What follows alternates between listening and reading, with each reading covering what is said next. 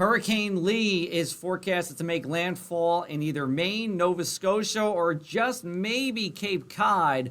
We're going to talk to you all about it here. I'm meteorologist Joe Martucci from the Lee Weather Team. Usually you see Sean Sublett to the right of me, but he is away, and Kirsten Lang is here in his place from our Lee Weather Team. Kirsten, how's it going? Going good. Thanks for asking me on today. I'm excited to talk about it. Yeah, we got a lot to talk about today here. Today is the first day that Lee's really making its way north. And we'll kick it off with where landfall is likely, either in Maine or Nova Scotia. It's been a while since we've seen something like that. We have the wind field expanding outward from the center. So as this storm weakens with its top wind intensity, the wind field is going to expand. We saw that in Sandy back in 2012. Heavy rain, storm surge likely for eastern New England here, and there will be a good amount of damage with this. It does look like, unfortunately, as well. Kirsten, take us to our satellite and take us what we're looking through right now. Yeah, as we zoom in on our satellite view of this storm, I mean, just a monstrous thing out there in the Atlantic. But, it has weakened. It got up to Cat 5, as we were talking about before, now down to Cat 2. Of course, it's entering cooler waters, too, so it's not necessarily going to strengthen, but Joe, as you just mentioned, it's going to be more spreading out that we're going to have to deal with. But at the moment, the movement, 9 miles an hour, north-northwest, Cat 2 winds sustained right now with it at about 110 miles per hour. So as we look forward then to the cone and kind of get a look as to what we can expect as we head towards the weekend, this, again, like we just mentioned, a little bit of decrease in strength, as it gets down to about a Cat 1 or so by Friday morning at 9 a.m. with winds sustained at that point at 90 miles per hour. And then moving forward, there's Saturday at 9 a.m., 80 mile per hour winds just outside of Boston, and then moving up into Maine, Nova Scotia, then by Sunday morning with winds dropping down as it decreases to about 60 miles per hour. Sustained winds then at that point. And then by Monday, it sits up there to the north and down to 40. So it'll be a weekend thing for the northeastern coast. Yeah, and, one thing, too, right? I mean, this is going to maintain hurricane strength up to Boston, and then the question's going to be with this, right? Is it going to be a hurricane at landfall, or does it transition into a post-tropical cyclone? It's not going to matter in terms of impacts, but, it does matter in terms of climatology. We take a look at our return period, our hurricane return period, and this is looking at really the last time we saw a landfalling hurricane in a number of counties along the coast. And in Maine, you see 29, 39, 50 years ago, depending on where you were. In fact, the last hurricane to make landfall in Maine was Gerda back in 1969. And I actually need to make a correction on this. What I mean by these graphics in Maine is either the storm made landfall or was within 50 miles of the coast. So it's been 29 years, for example, that the east end of Maine, down east Maine, saw a storm within 50 miles. But the last landfalling hurricane was Gerda back in 1969. So, Kirsten, take us to our tropical winds and, what is forecasted. And it's always a good reminder, this is just one computer model. A little wobble can change things. But what are we looking at right now? Take us through time.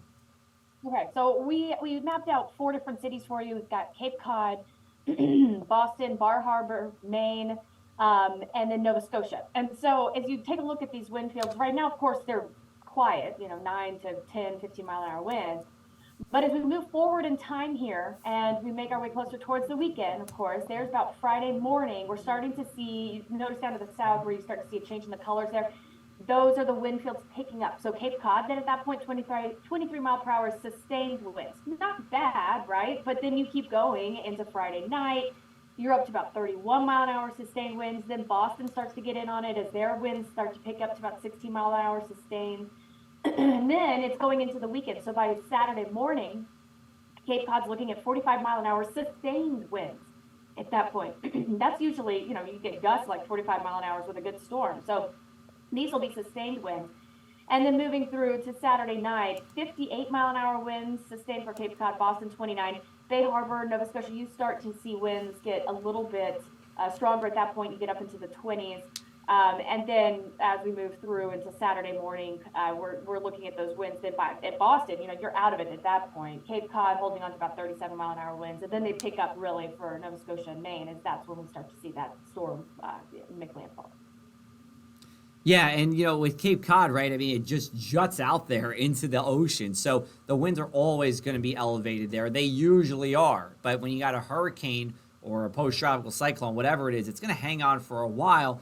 Tropical storm force winds 39 miles an hour or greater. So we're forecasting those in Cape Cod for a 12 or 18-hour period here. And hurricane force conditions will be somewhere. They didn't make these four cities, but they will be somewhere at some point as we go into our Saturday.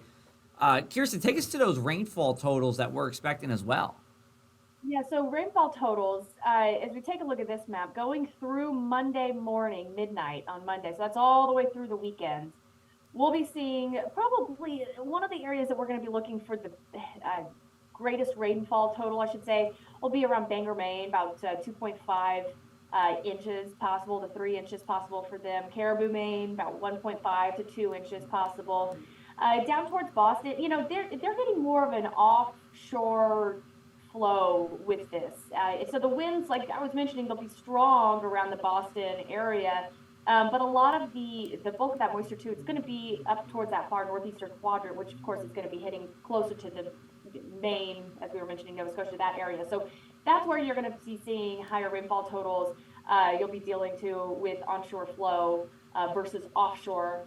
So too, you'll be looking for the possibility with some possibly erosion, with waves as those make their way onto land at that point too. But rainfall totals, as I mentioned again, it's Boston just below an inch, but then Bangor, Maine, probably one of the highest ones, closer to about 3 inches.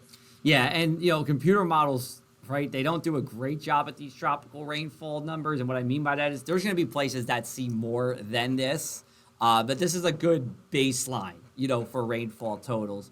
We'll take a look at those wave heights, and we've been talking about this for a while. This is today on Wednesday. So, where you see those yellows, that's 30 feet or bigger waves. You're not putting a cruise ship through that, and you're not putting your boat through that either. But watch as this wave field expands as we go into Thursday here and Friday. I mean, I'm here at the Jersey Shore. I'm right by Atlantic City right now as I'm chatting with you. We're talking about wave heights just a little bit offshore, 10 to 15 feet. And we're going to have gales with this as well out on the waters. Then as we go into Saturday, big waves very close to Nova Scotia here, even in getting into Maine and Boston and getting into the Bay of Fundy, which is right between Maine into Nova Scotia, 20 to 25 foot waves.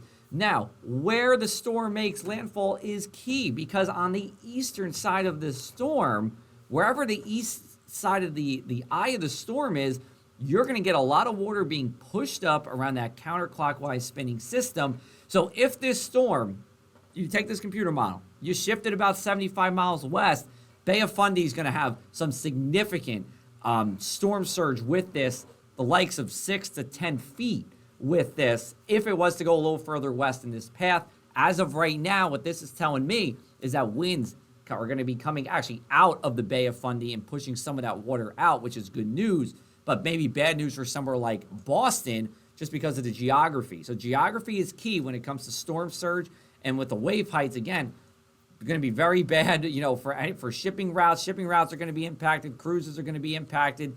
People like to take those fall cruises up to Nova Scotia and Newfoundland. Not going to be happening this weekend here. And then by Sunday, that really starts to dissipate here. And, even here at the Jersey Shore, Virginia, North Carolina, high waves and rough surf with this as well. And even some coastal flooding as we go into Friday and Saturday. So even if you're not directly impacted in this, with Lee, you're still going to see indirect impacts. And that's not all, right, Kirsten? I mean, we have Margot, which is out in the open Atlantic as a hurricane, and we're watching out for another system as well. Yeah, I think the other one that we're going to have all eyes on after this moves out of here this weekend is going to be that formation out there in the Atlantic that's given a 90% chance of formation in the next 7 days ahead. So we'll be, keeping our eye on that one and see where that heads. Of course, it's way too far out to have any kind of real clue on that yet, but 90% formation, that's the thing that we're watching, because that means that it will be forming into a hurricane. Yeah, and the next storm that we got coming up is Nigel here. So if anyone's Nigel watching, you're up next. Let's take a look at our seasonal climatology. We've been saying this for weeks. Now is the peak of hurricane season, and that will continue to really be the case until about the later part of September here, we take steps down as we go out of hurricane season. So once you get past mid-September, we take a step down. Once you get past mid-October, a big step down, and we really calm down after that point in time. So to recap here with our notes, landfall in Maine or Nova Scotia, likely on Saturday. There's an outside chance that, it does clip Cape Cod, but more than likely Maine or Nova Scotia.